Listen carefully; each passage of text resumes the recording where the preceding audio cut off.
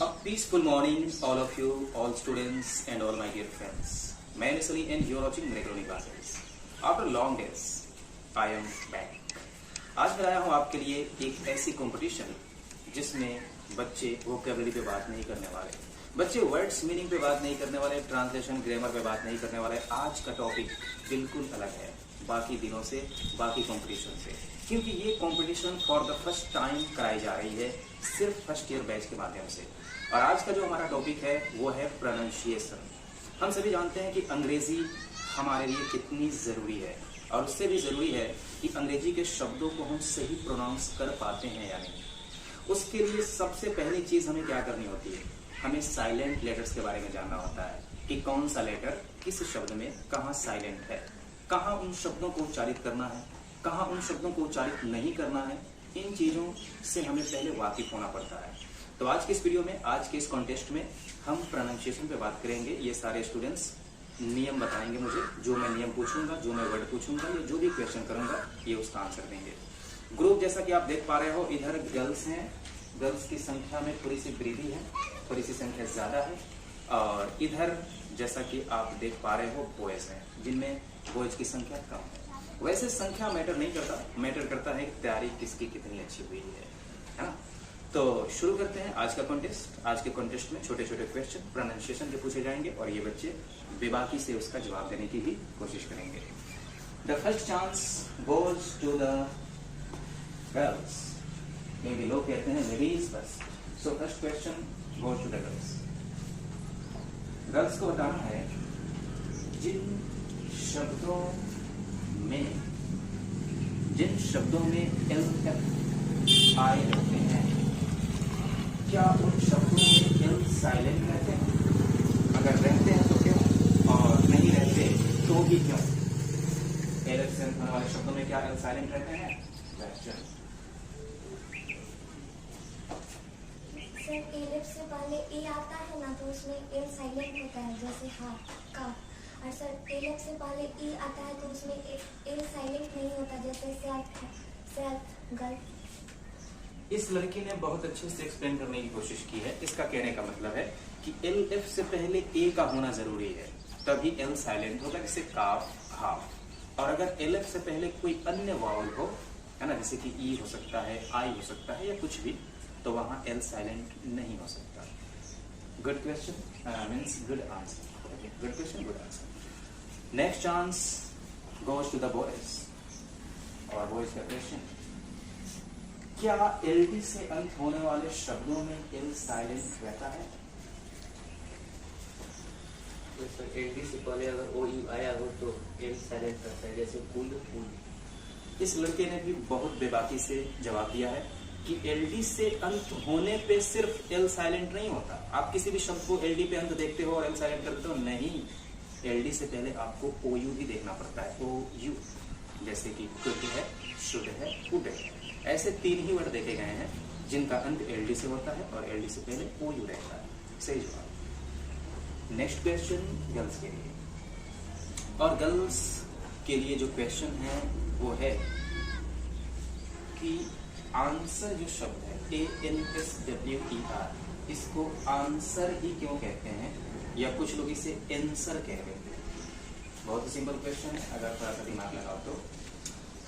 ANSWER को answer क्यों नहीं कहते? आंसर है, या कुछ लोग गलती से आंसर बोल देते हैं। वेकेशन थोड़ा सा आउट ऑफ द नोटबुक है, लेकिन खुद भी दिमाग लगा सकते हो। ANSWER, कमाल। अरे बहुत सिंपल आंसर है इसका। सोचने का वक्त 20 सेकेंड ही है और बचे हैं 5 सेकेंड। सर, आंसर में आर से पहले ई जाता है तो उसमें ई आर को साइलेंट। क्वेश्चन ये नहीं है, तुम्हें ध्यान से सुनना चाहिए। ANSWER, आंसर, और ब्रिटिश में आंसर मान लिया, अमेरिकन में आंसर मान लिया, लेकिन मुद्दा वो नहीं है। मुद्दा है कि ANSWER आंसर क्यों है, आंसर क्यों नहीं, आंसर क्यों नहीं? जवाब बहुत आसान है। जब कोई जवाब देगा ना तो इनको लगेगा, इन सबको, कि जवाब तो कितना आसान था ना। है वही बताना चाहूँ, ANSWER को आंसर क्यों नहीं कहते? इसका अपना कोई स्पेसिफिक नियम नहीं है। आगे नजदीक आइए। जिन शब्दों का अंत voile plus consonant plus voile से होती है, इनका जवाब गलत है। खैर जवाब मुझे देना पड़ेगा। बच्चे काफी भ्रमित हैं क्योंकि ये क्वेश्चन मैंने इनको शायद नहीं लिखवाया। ANSWER में W को साइलेंट माना गया है। ये साइलेंट क्यों है ये नियम नहीं बताया गया है किसी भी बुक में, लेकिन अपवाद ग्रुप में इतना बताया गया है कि W इसमें भी साइलेंट रहता है। But in British English, American English में एंसवर व का साउंड है, लेकिन ब्रिटिश में, मेरा मतलब है अमेरिकन में व का साउंड है एंसवर, लेकिन ब्रिटिश में है आंसर। या हम इंडियन एक्सेंट देते हैं तो बोल देते हैं आंसर, और उससे भी घटिया जवाब हम देते हैं एंसर कह के। खैर दोनों ग्रुप असफल रहे। नेक्स्ट क्वेश्चन एक बार फिर से गर्ल्स के लिए। गर्ल्स को बताना है, हम सभी जानते हैं कि ईडी के तीन उच्चारण हैं। ईडी के तीन उच्चारण हैं, एड है, इड है, टा है। एड, इड, टा। तो बताना ये है कि ईडी का साउंड ट कब होगा। बहुत ही बेहतरीन क्वेश्चन, एक ऐसा क्वेश्चन जिसमें बहुत सारे majority of the people, most of the people make mistake. ट कब साउंड होगा ईडी का? जिन शब्दों का अंत प, क, च, स निकलादे सदांते से हो तो उसमें ट होता है ईडी का साउंड। यानी इस लड़की का कहना है कि कुछ ऐसे शब्द हैं जिनका लास्ट साउंड क पे हो, च पे हो, ट पे हो, श पे हो, है ना, दंत स पे हो, तो उसके बाद ईडी आया हुआ ट का साउंड देता है, जो कि बिल्कुल सही जवाब है। जैसे कि क्रॉस्ड, फिनिश्ड, ड्रेंच्ड, ब्रांच्ड, वहां ट है, लेकिन मेजॉरिटी ऑफ द पीपल इसको ट समझते हैं, जो कि वो ट नहीं है। बहुत ही बेबाकी से तुमने जवाब दिया है, हैव अ सीट। इस बार का चांस वॉइस के लिए। वॉइस को बताना है कि ईडी इड का बन जाता है, इड। ईडी का साउंड इड भी होता है, पर लगता है वॉइस का पहला झटका लगने को है, लेकिन पॉलिटिशियन बेकार है बताने को। ईडी से इड। किसी भी वर्ड का लास्ट साउंड इड की और एड, ट और ड हो, इसके अलावा ईडी का ड का साउंड देता है, एड का साउंड देता है। ट और ड। जैसे सर कंप्लीटेड। मैं तो ईड की बात कर रहा हूँ, तुम एड की बात कर रहे हो। ईड किसी भी वर्ड का लास्ट साउंड न का न म च स प हो तो गड़बड़ा गया यार, गड़बड़ा गया। पहले जवाब इस लड़के का जो आ रहा था अपने जगह पर ठीक ही था, लेकिन भ्रमित हो गए थे। अब चांस नहीं मिलता है। बॉयज का माइनस होगा अगर गर्ल्स इसका जवाब बेबाकी से दे पाए। Anybody else? इड साउंड कब आता है? ईडी का। ईडी से हम इड कह सकते हैं, इड। ज्योति बताएगी। किसी भी शब्द का लास्ट साउंड ट या ढ हो तो उसे ना, तो उसके बाद ईडी आया हो तो उसमें ईडी का उच्चारण ईड होता है। जैसे कंप्लीटेड, डिसाइडेड। और अगर इंडियन एक्सेंट की बात करें तो इसमें एड होता है, जैसे कंप्लीटेड, डिसाइडेड। बिल्कुल सही जवाब इस लड़की का। मैं एक बार एक्सप्लेन करना चाहूँ, कभी भी ट और ड वाले साउंड के जो वर्ड है जिनका अंत किससे हो, ट या ड पे हो, साउंड का अंत यानी टी और डी पे हो, उसमें ईडी इड होती है। ब्रिटिश एक्सेंट में, अमेरिकन एक्सेंट में, जो विदेशी एक्सेंट है, जो ओरिजिनल एक्सेंट है, इड होती है। नहीं तो इंडियन में तो हम एड ही बोलते हैं, सिंपली लिमिटेड बोलते हैं, कंप्लीटेड बोलते हैं, है ना, कॉन्ट्रैक्टेड बोलते हैं, बहुत सारे वर्ड बोलते हैं ना, वो इड है। फाइनली देखा जाए। Good answer. बॉयज को पहला झटका लग चुका है। बॉयज जीत पाएंगे या नहीं, ये तो आखिरी तक देखने से पता चलेगा ना। नेक्स्ट क्वेश्चन है इस बार गर्ल्स के लिए, और गर्ल्स को बताना। वैसे हम सभी जानते हैं कि अधिकांश शब्दों के अंत में एस लगाकर उसे प्लूरल बनाया जाता है, और वहां पे एस दो साउंड रखता है, एक स और दूसरा ज। पढ़ाई हुई है ना? नहीं पढ़ा है कोई? Okay, doesn't matter, sorry for that. Next question. हम सभी जानते हैं कि कुछ शब्दों के अंत में ईएस लगाकर, कुछ शब्दों के अंत में ईएस लगाकर हम शब्दों का प्लूरल बनाते हैं। बस में ईएस लगा दो, बॉक्स में ईएस लगा दो, टिच में ईएस लगा दो। तो मैं पूछना चाहूंगा कि वहां ईएस का साउंड होता क्या? वहां ईएस का साउंड होता क्या? ये चीजें रिटन रूप से नहीं है, लिखित रूप से, लेकिन याद करो कि इन चीजों को एक्सप्लेन बहुत अच्छे तरीके से किया जा चुका है ट्रांसलेशन पढ़ाते वक्त। थोड़ा मेमोरी देखना चाहता हूं तुम लोग कितनी शार्प है।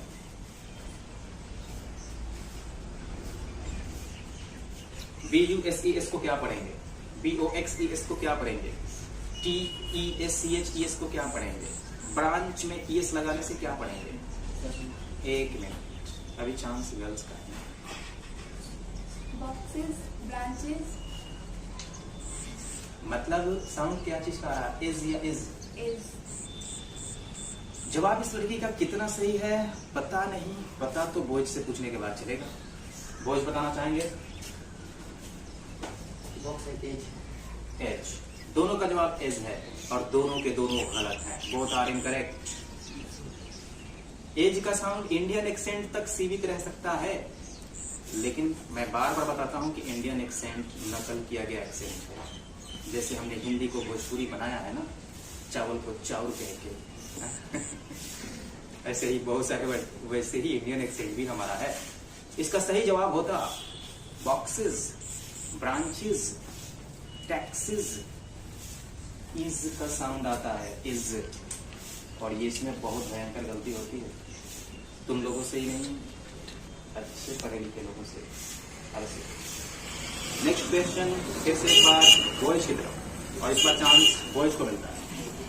हम सभी जानते हैं कि प्रोनाउंसिएशन हमारे लिए कितना जरूरी है। प्रोनाउंसिएशन पे कोई ध्यान नहीं देता। सभी अंग्रेजी बोलना चाहते हैं, लिखना चाहते हैं, पढ़ना चाहते हैं, लेकिन सही बोलना कोई नहीं चाहता, और सही बोलना बहुत जरूरी होता है। और याद रखें, ये सबके बस की बात नहीं है, तो आपको वीडियो एंड तक देखनी है और बहुत कुछ सीखना है। अगला क्वेश्चन बॉयज को जाता है, और बॉयज को बताना साइलेंट बी, बहुत ही सिंपल क्वेश्चन, साइलेंट बी कब होता है? इसके लिए दो नियम बताने हैं, दो एग्जाम्पल साइलेंट बी होता है।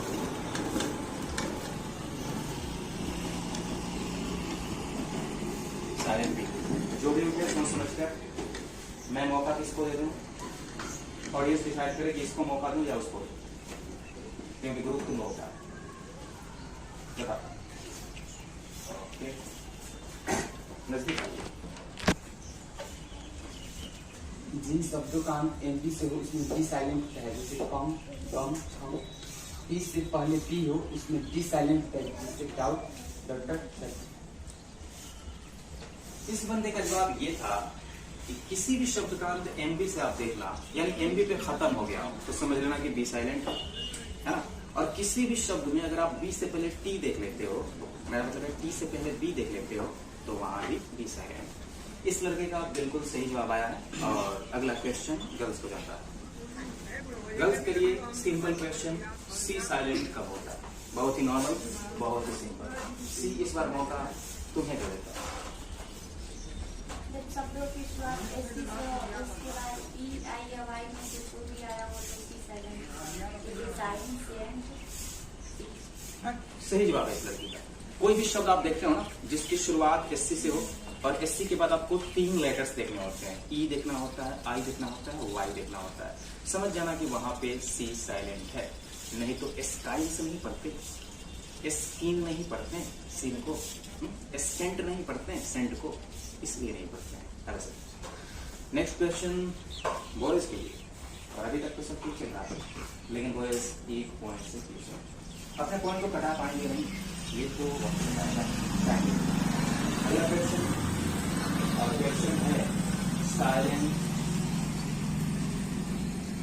GH वैसे जीएच के 3 नियम हैं और तीनों नियम जो बताएंगे स्कोर के हकदार वही होंगे। जीएच के 3 नियम। जीएच कब कब साइलेंट होते हैं? वैसे 2 साइलेंट वाले हैं और एक थोड़ा अलग है, साइलेंट जीएच। पहले सोच विचार, लेकिन क्योंकि लोग कहते हैं थिंक बिफोर यू स्पीक, इसलिए पहले सोचना जरूरी होगा। सोच लो, विचार। ओके, कम ऑन बॉयज की बारी। जीएच। जिन शब्दों में टी से पहले जीएच आया होता है उनमें जी साइलेंट रहता है, जीएच साइलेंट रहता है, जैसे राइट, राइट, माइट। और जिन शब्दों में टीएच से पहले जी आया रहता है उसमें जी, टी से पहले जीएच आया रहता है उसमें जीएच साइलेंट रहता है, जैसे स्ट्रेंथ, लैंड। कुछ शब्दों में जीएच का साउंड फ रहता है, जैसे एनफ, लव। इस बंदे का पहला नियम मैं फिर से एक बार सुनना चाहूंगा। फर्स्ट नियम, तो जिन शब्दों के अंत में टी से पहले जीएच आया रहता है उसमें जीएच साइलेंट रहता है, जैसे राइट, राइट, माइट।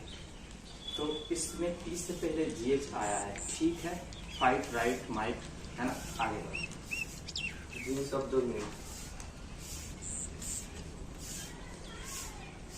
इन शब्दों में उस शब्दों में जीएच का साउंड फ होता है, जैसे एनफ, लव। 2 हो गया, तीसरा क्या है?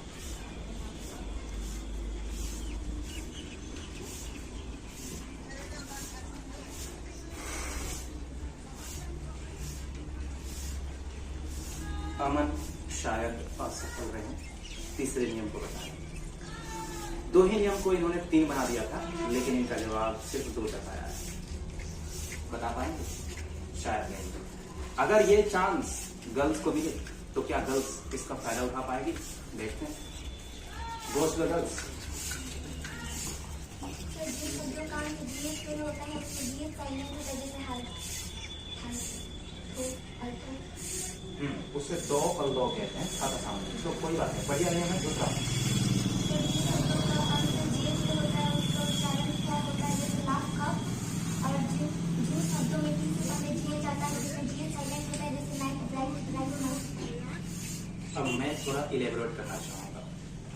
कई शब्द आपको मिलेंगे जिनके अंत में जीएच रहता है, तो उनमें कुछ में तो जीएच साइलेंट रहते हैं, हाई, थाई, है ना, फिर दो, पल दो, है ना, थ्रू, इनमें जीएच साइलेंट। और कुछ के अंत होते हैं तो वहां पे वो साइलेंट नहीं रहते, उनका साउंड फ बन जाता है, एनफ है, कफ है, लॉक है, टफ है ना, इनमें फ है। और सबसे सटीक इसकी पहचान है कि दुनिया का कोई भी शब्द जिसमें टी हो और टी के पहले जीएच हो, ऐसे सैकड़ों वर्ड है। Right, might, night, bright, slight, कई वर्ड है, तो उनमें भी जीएच साइलेंट रहता है। गर्ल्स को दूसरा प्लस मिल चुका है, बेबाकी से जवाब देंगे। अगला क्वेश्चन इस बार गर्ल्स को जाता है और बॉयज नाकाम होते हुए दिख रहे हैं। बॉयज को चाहिए कि बॉयज थोड़ा अटेंटिवली, है ना, आंसर दें, केयरफुली आंसर दें।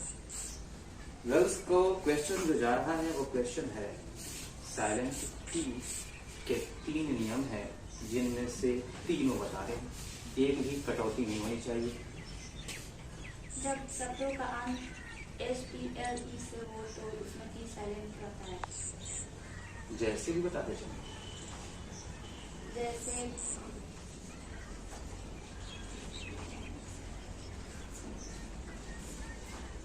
डजेंट मैटर, नियम पे जाओ, आगे चलो। अगर एक नियम में जैसे नहीं बता पाई तो आगे तो देखते हैं, मौके बॉयज को भी मिलेंगे, चिंता नहीं करना। हाँ, आगे बढ़ो। जब शब्दों का अंत STEN से हो तो उन शब्दों में टी साइलेंट होता है, जैसे पासन, क्रिएशन, etc. जब शब्दों में टी के बाद CH प्रयुक्त हो तो जब शब्दों में CH से पहले टी का उच्चारण हो तो टी साइलेंट होता है, जैसे कि कैच, मैच, etc. लेकिन जो फर्स्ट नियम बताई उसका उदाहरण अगर नहीं बता पाओगी तुम तो ये अधूरा रह जाएगा। और इधर से अगर बॉयज और अगर इधर से बॉयज बता पाए तो उनका प्लस हो जाएगा। बनाई हुई रोटी ये कलेक्ट कर सकते हैं। एक मौका देता हूँ, उनमें उदाहरण बताने पड़ेंगे।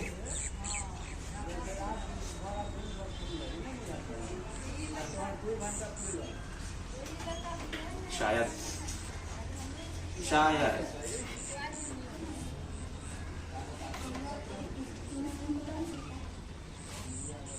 ऐसा होना होता तो फिर माइनस होते। इसका फायदा बोझ उठाने जा रहे हैं और सिर्फ उसी के एग्जांपल बता कर नहीं, तीनों नियम फिर से बताने हैं दो एग्जांपल के साथ, ताकि बोझ प्लस कर सके। तुम्हारा चांस खत्म हुआ, अर्थात तुम्हारा समय खत्म हुआ। तुमने अच्छी कोशिश की, thank you, but incomplete answer. आप लोगों ने तीनों नियम बताओ और दो एग्जांपल के साथ। जिन शब्दों के अंत में HTEN है जिसमें टी साइलेंट रहता है, जैसे लिसन, और जिन शब्दों के अंत में STLE हो उनमें टी साइलेंट रहता है, जैसे रेसलर, रेसन। और जिन शब्दों में अंत में CS से पहले T आया हो उसमें भी टी साइलेंट रहता है, जैसे मैच, कैच, मैच। इस लड़के का जवाब बिल्कुल सही आया। अब मुझे रिपीट करने की जरूरत नहीं, लेकिन एक बात कर दूं फिर से। किसी भी शब्द में CS के पहले T हो तो T साइलेंट समझना, किसी भी शब्द का अंत STLE से हो तो T साइलेंट समझना, और किसी भी शब्द का अंत STEN से हो तो उसमें T साइलेंट समझना है। Next question. अब ये कंपटीशन थोड़ा अब जल्दी होने को है, क्योंकि समय पूरा हो रहा है और अब क्वेश्चन बहुत ही जल्दी पूछे जाएंगे। सोचने का समय 10 सेकेंड होगा, उससे ज्यादा नहीं। अगला क्वेश्चन बताना है साइलेंट G के बारे में। साइलेंट G होता कब है? बड़ा जिन शब्दों का अंत GN पे होता है उसमें G साइलेंट होता है, जैसे डिजाइन। जिन शब्दों का अंत GN पे हो, अंत हो चुका है, नोट नहीं बताने।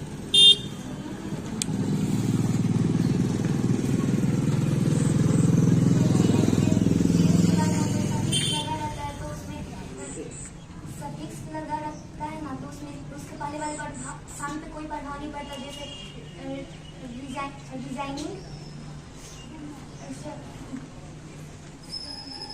अंदर की बातें नहीं बतानी, बस तुमको सीधी सीधी बातें बतानी है कि जी साइलेंट होता कब है। नोट वोट कुछ नहीं बताना। तुमने पहला नियम क्या बताया? पहला नियम बताया कि जिन शब्दों का अंत GN पे हो उसमें जी साइलेंट है। तो दूसरा तीसरा बताओ ना, बात खत्म करो, नोट पे मत जाओ। सर जिन शब्दों का अंत GN पे नहीं होता है उसमें जी साइलेंट नहीं होता है, जैसे सिग्नेचर। सिर्फ नोट पे जा रही है, अभी दो नियम खड़े बाकी हैं, सीधे बाकी हैं। जिन शब्दों का शुरुआत GN से होता है उसमें जी साइलेंट होता है, जैसे नो, नो, नॉट। एक और नियम।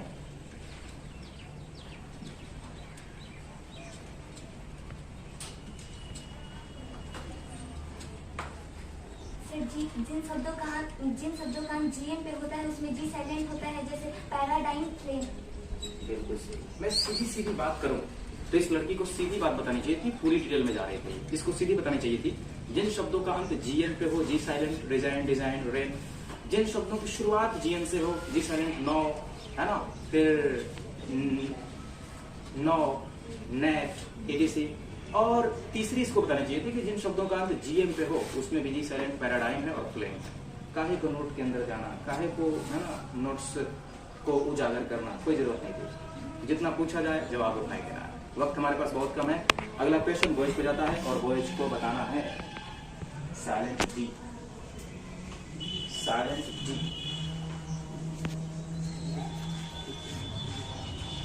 Silent D। बॉयज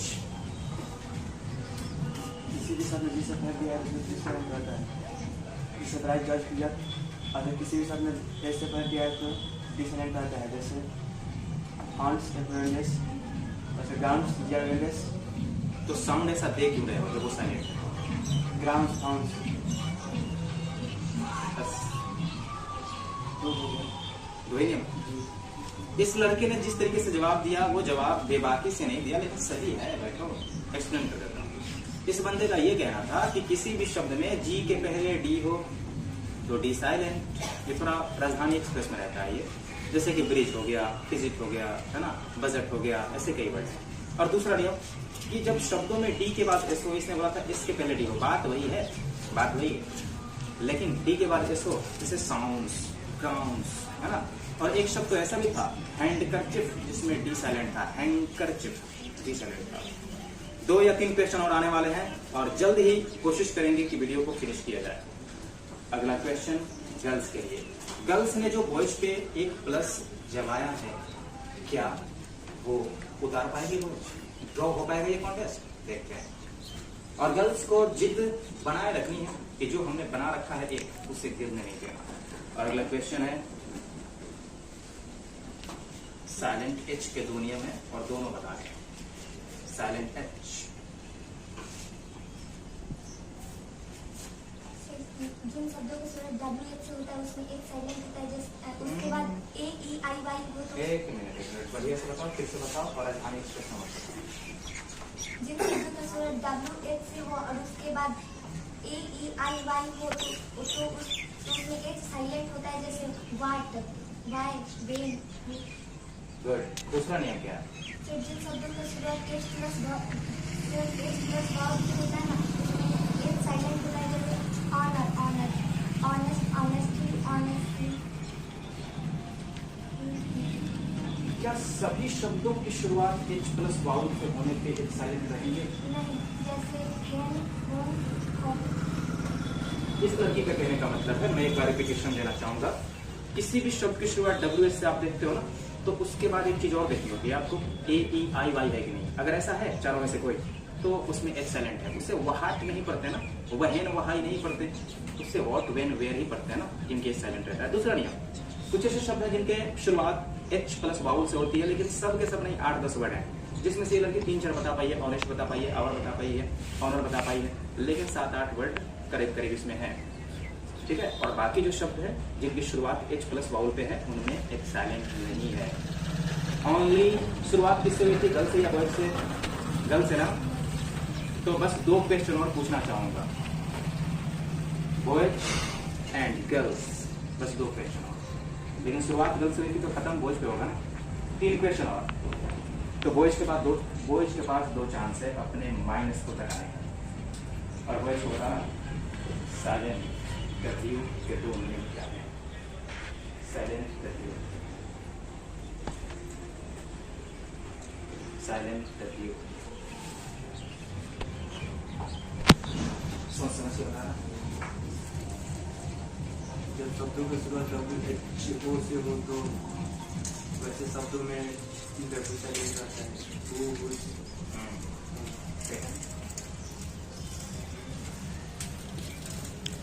जब शब्दों का अंत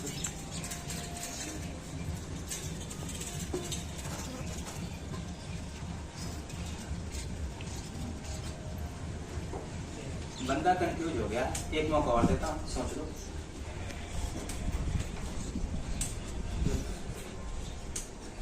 जब शब्दों की शुरुआत WR से हो तो वैसे शब्दों में W साइलेंट रहता है।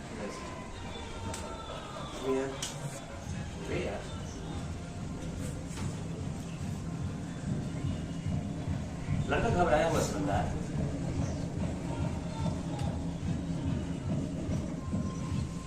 खैर कोई बात नहीं, ये लड़का नियम तक पहुंच चुका था, लेकिन अफसोस इस बात का है कि एग्जाम्पल तक नहीं पहुंच पाया। और मुझे उम्मीद है कि लड़कियां एग्जाम्पल तक तो पहुंचोगी, और लड़कियां क्या, ज्योति जरूर पहुंचने वाली है। देखते हैं, 3 लड़कियां पहुंचने वाली है। तो ज्योति को इस बार मौका ना देकर के मैं चाहता हूँ कि इस बार मौका ईशा को दिया जाए, क्योंकि ये पहली बार नहीं थी। और सोच समझ के बताना है, याद है, नहीं तो गड़बड़ हो जाए। हाँ, जिन शब्दों का शुरुआत WHO से हुआ रहता है तो W साइलेंट रहता है, जैसे वो मूस। जिन शब्दों की शुरुआत WR से हुआ रहता है तो उसमें W साइलेंट रहता है, जैसे राइट, रॉन्ग।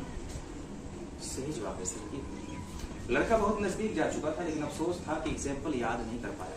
कोई बात नहीं, अभी बॉयज के पास एक चांस और है, और बॉयज हो गए 2 माइनस में, गर्ल्स हो गई 2 प्लस में। ऐसे गर्ल्स के लिए क्वेश्चन है, क्योंकि गर्ल्स का ये लास्ट मौका है, लास्ट क्वेश्चन है। माइनस में मिले, ओके, माइनस और आप लोगों को माइनस कराना है। तो क्वेश्चन है,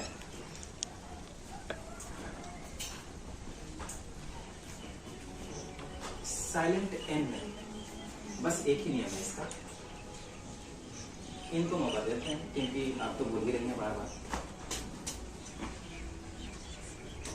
जब शब्दों का अंत एमएन से हो तो उसमें एन साइलेंट रहता है, जैसे कि This question is going to cancel on account of pairing question by a girl and minus. It is going to minus. Have a seat. लड़कियों के जो 2 प्लस हुए थे उसमें से एक माइनस हुआ, कारण था एक लड़की इसको हिंट्स दे रही थी, इसलिए यही क्वेश्चन जाता है बॉयज को, और एक माइनस बचा हुआ है तुम लोगों के पास, मेरा मतलब एक प्लस बचा हुआ है। देखते हैं क्या होता है, यही क्वेश्चन बताना है। जिन शब्दों का अंत एन से होता है उसमें एन साइलेंट रहता है, जैसे कॉलम और सम। बिल्कुल सही जवाब है। और एक लास्ट मौका बॉयज को मिल रहा है, ये तो इनके मौके थे, एक बचा है और ये लास्ट मौका है बॉयज का। और उसके बाद अगर ये बता पाए तो ठीक, नहीं बता पाए तो तुम लोगों के लिए और वहीं पे खत्म। क्वेश्चन है साइलेंट पी, साइलेंट पी। जिन शब्दों का शुरुआत पी एस या पी एन से हो उसमें पी साइलेंट रहता है, जैसे साइकोलॉजी, निमोनिया। नियम क्या था? जिन शब्दों की शुरुआत पी एस या पी एन से हो उसमें पी साइलेंट रहता है। सही जवाब दिया है इसमें। तो इस तरीके से हमने क्या देखा, वैसे ये तो अलग से इनको मौका मिला था ना, तो बराबरी की जहां तक बात करें तो एक क्वेश्चन तो इधर जाना ही चाहिए, last question, and the question is, तभी बराबर जैसा लगेगा, क्योंकि हुआ क्या था ना कि इन लोगों ने नहीं बताया तो इधर से बताने का मौका इन लोगों को मिला, तो इन लोगों का चांस तो बचा हुआ था ना, इसलिए ऐसा हो रहा है। खैर, एक क्वेश्चन गर्ल्स के लिए, और गर्ल्स बता पाई तो ठीक, नहीं बता पाई तो देखते हैं। अगला क्वेश्चन है and the last question,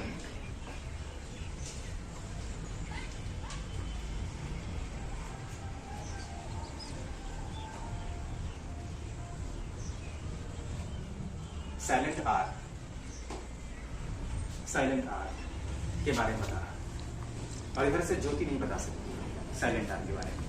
Jyoti restricted है, इधर से अमन नहीं बता सकता है इस क्वेश्चन के लिए, 2 लोग रेस्ट्रिक्टेड। साइलेंट आर क्या है? समय चल रहे हैं, सेकेंड्स चल रहे हैं।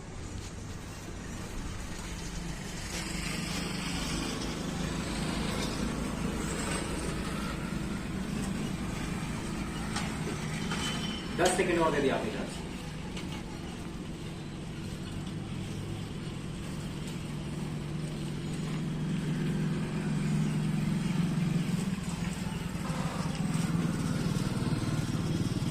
शब्दों का अमेरिकन इंग्लिश के अनुसार शब्दों का अंत आर से हो तो उनका उच्चारण र होता है, जैसे कि सिंगर, फार्मर। शब्दों का उच्चारण र नहीं होता, जैसे कि सिंगर, फार्मर, etc। अगर इंडियन इंग्लिश के अनुसार तो शब्दों का अंत आर से हो तो उनका उच्चारण र होता है, जैसे कि singer, farmer, etc। British English के अनुसार अगर शब्दों का अंत आर से हो तो उनका उच्चारण र नहीं होता बल्कि र होता है, जैसे कि सिंगर, फार्मर, etc। गलत जवाब है, उल्टा पुल्टा जवाब आया, और ये बहुत ही अच्छा चांस है। अमन तो रेस्ट्रिक्टेड है और ज्योति, बहुत ही बढ़िया चांस है कि कोई आर साइलेंट को बता दे और अपनी कर्जा को उतार ले। चलो 20 सेकंड का टाइम है सोचने का, सोच लो साइलेंट आर कब करना है और उस पर एक्सप्लेनेशन भी थोड़ा देना है। सर अच्छी किया, उसको नहीं दूंगा, कितने दिया? थैंक यू बताने के लिए, मैं भी माइनस करता हूँ अपनी आंखों से देखकर। ब्रिटिश इंग्लिश में आर को साइलेंट नहीं किया जाता है, जैसे सर। देखिए दोनों गलत है। देखो असल बात क्या है ये बताता हूँ। लास्ट क्वेश्चन था, किसी भी शब्द में आर के पहले वाउल हो तो ब्रिटिश इंग्लिश साइलेंट कर लेती है farmer, sir, teacher, singer. American English silent नहीं करती, वो र कहती है, बड़ी वाली र, सिंगर, टीचर, सर, र का साउंड। और इंडियन एक्सेंट की बात करें तो इंडियन एक्सेंट न ब्रिटिश को फॉलो करती है न अमेरिकन को करती है, ये अपनी अलग करती है। ये सिंपली कहती है सिंगर, फार्मर, टीचर, सर, ऐसा। गर्ल्स 2 पॉइंट से जीत पाती, लेकिन एक छोटी सी बदमाशी, छोटी सी शरारत 2 को 1 कर दिया। फिर भी गर्ल्स की जीत हो रही है, गर्ल्स की जीत हो रही है, और गर्ल्स की जीत हो रही है तो कारण एक ही है जीत होने की, 70 to 80% हम कह सकते हैं, जो कि अदरवाइज ये लोग नहीं जीत पाते। इधर की बात करें तो बॉयज में अगर बताने की बात करें तो वैसे तो योगदान 3-4 लोगों का इधर से रहा है, लेकिन अमन का योगदान सबसे ज्यादा रहा है। उसके बाद किसका रहा आई डोंट नो, और उधर से ज्योति का रहा। हार और जीत तो होती रहती है, लेकिन परफॉर्मेंस जिसके अच्छे होते हैं ना, उसी की सराहनीय होती है, अर्थात उसी की प्रशंसा होती है। तो मैं हारे हुए ग्रुप की तरफ से अमन को थैंक्स कहना चाहूंगा, जीते हुए ग्रुप की तरफ से ज्योति तो जीती ही है, कांग्रेचुलेशन कहना चाहूंगा। मिलेंगे हम नेक्स्ट वीडियो में। हाँ, आपके कमेंट का इंतजार बेसब्री से रहता है, हम सबको कमेंट के माध्यम से बताएं कि और मुझे किस तरह की वीडियो बनानी चाहिए, आप सजेशन कर सकते हैं, और किस तरह के कॉन्टेस्ट आप देखना चाहेंगे, किस विषय पे देखना चाहेंगे, मैथ्स साइंस इन सबको छोड़कर आप इंग्लिश पे ही बोलना, ग्रामर हो, ट्रांसलेशन हो, चाहे जो कुछ भी हो, आप मुझे कमेंट के माध्यम से बता सकते हो। नेक्स्ट वीडियो में मिलेंगे, तब तक के लिए have a good day and have a nice day.